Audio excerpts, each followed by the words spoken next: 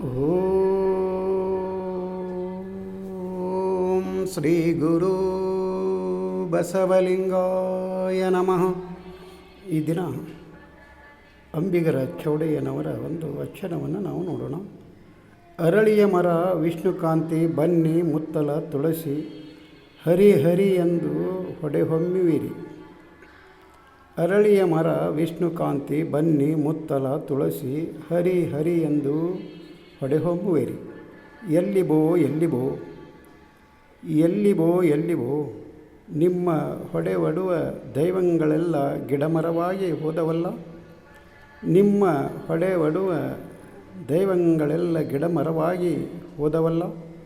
ನಿಮ್ಮ ನಡೆಯೆಲ್ಲ ಅನಾಚಾರ ನುಡಿಯಲ್ಲ ಶಿವದ್ರೋಹ. ನಿಮ್ಮ ನಡೆಯೆಲ್ಲ ಅನಾಚಾರ ನುಡಿಯಲ್ಲ ಶಿವದ್ರೋಹ. ಅವಂದಿರ ಗಡಣ ಬೇಡೆಂದ ನಂಬಿಗರ ಚೌಡಯ್ಯ. ಅವಂದಿರ ಗಡಣ ಬೇಡೆಂದ ಅಂಬಿಗರ ಚೌಡಯ್ಯ. ಇಲ್ಲಿ ಅಂಬಿಗರ ಚೌಡಯ್ಯನವರು ಏನು ಜನ ಈ ದಿನಮಾನದಲ್ಲಿಯೂ ಸಹಿತಕ್ಕೆ ಗಿಡಗಳು ಮರಗಳು ನೀರು ಏನು ದೇವರು ಅಂತ ಹೇಳಿ ಅಲ್ಲಿ ಗುರು ಬಸವಣ್ಣನವರು ಹೇಳುವ ಹಾಗೆ ಬತ್ತುವ ಜಲವ ಒಣಗುವ ಮರವ ನೆಚ್ಚಿದವರು ನಿಮ್ಮ ನೆತ್ತ ಬಲ್ಲರಯ್ಯ ಅನ್ನೋ ಹಾಗೆ ಈ ಗಿಡಗಳು ಒಂದೊಂದು ಅದ್ರಾಗ ಹರಿ ಅದಾನ ದೇವರದಾನ ಅನ್ನೋದನ್ನು ಈ ಜನ ಈ ಮುಗ್ಧ ಭಕ್ತರಲ್ಲಿ ಬಿತ್ತುಬಿಟ್ಟಿದ್ದಾರೆ.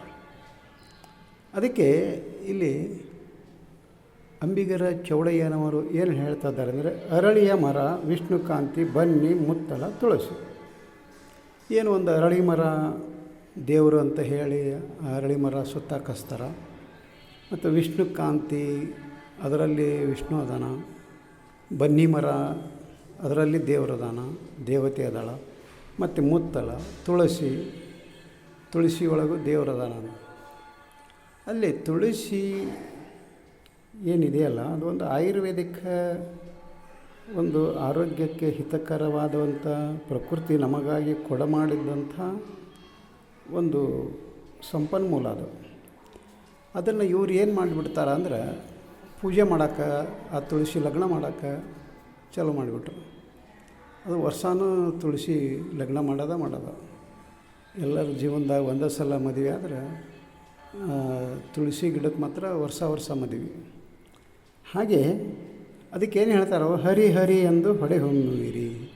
ಇವೆಲ್ಲ ಏನು ಅರಳಿ ಮರ ವಿಷ್ಣುಕಾಂತಿ ಬನ್ನಿ ಮುತ್ತಲ ತುಳಸಿ ಏನದಲ್ಲ ಇದ್ರಾಗ ಹರಿ ಅದಾನ ದೇವರದಾನ ಅಂತ ಹೇಳಿ ಅಲ್ಲಿ ಹೊಡೆಹೊಮ್ಮುವಿರಿ. ಅಂದರೆ ಒಂದು ಹಿರಿ ಹಿಗ್ಗಿನಿಂದ ಅವುಗಳನ್ನು ಪೂಜೆ ಮಾಡೋದು, ಅವುಗಳನ್ನು ಸುತ್ತೋದು, ಅವುಗಳನ್ನು ಮುಂದೆ ನಿಂತುಕೊಂಡು ಬೇಡಿಕೊಳ್ಳೋದು, ಅವಕ್ಕೆ ಸೀರೆ ಉಡಿಸೋದು, ಹೀಗೆಲ್ಲ ಅನೇಕ ಥರದ ಆಚರಣೆಗಳನ್ನು ಮಾಡ್ತಾಯಿರ್ತಾರೆ. ಅದಕ್ಕೆ ಇಲ್ಲಿ ಅಂಬಿಗರ ಚೌಡಯ್ಯನವರು ಏನು ಹೇಳ್ತಾರೆ, ಎಲ್ಲಿಬೋ ಎಲ್ಲಿದ್ದಾನ ಹಂಗಾರೆ ನಿಮ್ಮ ಆ ಹರಿ ಎಲ್ಲಿದ್ದಾನ ದೇವರು, ಯಾವ ಗಿಡದಲ್ಲಿ ಕುಂತದಾನವ.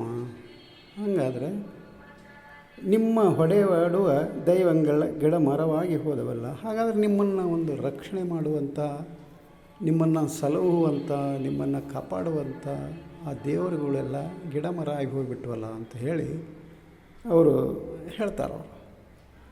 ಅಂದರೆ ಆ ಗಿಡ ಮರಗಳು ನಮಗೆ ಪ್ರಕೃತಿದತ್ತವಾದಂಥ ಒಂದು ಕೊಡುಗೆ. ಅವುಗಳಿಂದ ನಮಗೆ ಆಮ್ಲಜನಕ ಪ್ರಾಪ್ತಿಯಾಗ್ತತಿ. ಅವುಗಳನ್ನೆಲ್ಲ ನಾವು ರಕ್ಷಣೆ ಮಾಡಬೇಕು, ಅವುಗಳನ್ನು ಬೆಳೆಸಬೇಕು, ಅವುಗಳಿಗೆ ನೀರು ಉಣಿಸಬೇಕು. ಅದನ್ನು ಬಿಟ್ಟುಕೊಂಡು ಅವುಗಳ ದೇವರು ಅಂಥೇಳಿ ಪೂಜೆ ಮಾಡ್ಕೊಂತ ಹೊಂಟ್ಬಿಟ್ರು. ಹಾಗೆ ಅನೇಕ ಗಿಡಗಳು ಒಣಗಿ ಎಲೆಯೆಲ್ಲ ಉದುರಿ ಹೋಗಿರ್ತಾವೆ, ಒಂದು ಕೊಡ ನೀರು ಹಾಕಿರೋದಿಲ್ಲ. ಆದರೂ ಸಹಿತಕ್ಕೆ ಅದು ದೇವರು ಅಂತ ಹೇಳಿ ಪೂಜೆ ಮಾಡೋದು ಮಾತ್ರ ಬಿಡೋದಿಲ್ಲ.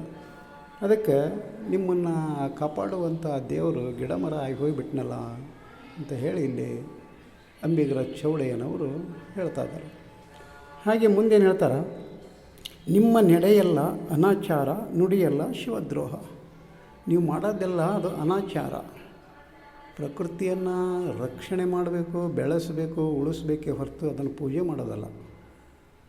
ಅದರಿಂದ ನಮಗೆ ಏನು ಪ್ರಯೋಜನ ಐತಿ ಅದರಿಂದ ಪ್ರಯೋಜನವನ್ನು ಪಡ್ಕೋಬೇಕು ಹೊರತು ಅದು ದೇವರು ಅಂತ ಹೇಳಿ ಅದನ್ನು ಪೂಜೆ ಮಾಡಿ ಅದಕ್ಕೆ ಗಂಧ, ಅರಶಿನ, ಈಗ ಅನೇಕ ಇವುಗಳನ್ನೆಲ್ಲ ಹಾಕಿ ಅದರಲ್ಲಿರುವಂಥ ಕೆಮಿಕಲ್ ಅಂತ ಏನು ಹೇಳ್ತಾರೆ, ಅದು ದುಷ್ಟ ಗಂಧ ಕುಂಕುಮದಲ್ಲಿರುವಂತಹದ್ದು ಅದರೊಳಗೆ ಆ ಗಿಡಕ್ಕೆ ಹಚ್ಚಿ ಆ ಗಿಡನೂ ಇದ್ದದ್ದೊಂದಿಷ್ಟು ತನ್ನ ಹರ್ತಕ್ಕೆ ಅದು ಬೆಳೀತಿರ್ತೈತಿ. ಇವರು ಪೂಜೆ ಮಾಡೋದಕ್ಕೆ ಅದು ಮತ್ತೊಂದಿಟ್ಟು ಒಣಗಿ ಹೋಗಿಬಿಡ್ತೈತಿ. ಹಾಗೆ ಏನು ಹೇಳ್ತಾರೆ, ನೀವು ಮಾಡಕತ್ತಿದ್ದೆಲ್ಲ ಇದು ಶಿವದ್ರೋಹ, ಆ ದೇವರಿಗೆ ಮಾಡುತ್ತಿರುವಂಥ ಒಂದು ದ್ರೋಹ. ಯಾಕಂದರೆ ಅದು ಒಂದು ಪ್ರಕೃತಿಯನ್ನು ರಕ್ಷಣೆ ಮಾಡಬೇಕಾಗಿದ್ದ ಮನುಷ್ಯ ಅವುಗಳನ್ನು ಪೂಜೆ ಮಾಡಿ ಅವುಗಳನ್ನು ಹಾನಿ ಮಾಡ್ತಾ ಇದ್ದೀಲ್ಲ, ಅದು ನಿಮ್ಮ ನಡೆಯೆಲ್ಲ ಅನಾಚಾರ ಅದು, ಮತ್ತು ನೀವು ಮಾಡ್ತಾ ಇದ್ದದ್ದು ಶಿವದ್ರೋಹ ಅಂತ ಹೇಳ್ತಾರೆ. ಹಾಗೆ ಮುಂದೆ ಹೇಳ್ತಾರೆ, ಇವಂದಿರ ಗಡಣ ಬೇಡವೆಂದ ಅಂಬಿಗರ ಚೌಡಯ್ಯ. ಅಂದರೆ ಈಗೇನು ಈ ಗಿಡ ಮರ ಇವೆಲ್ಲ ಸುತ್ತಿ ಏನು ಬರ್ತಿರ್ತಾರಲ್ಲ ಅವರ ಸಹವಾಸ ಬೇಡ ಅಂತ ಹೇಳ್ತಾರೆ.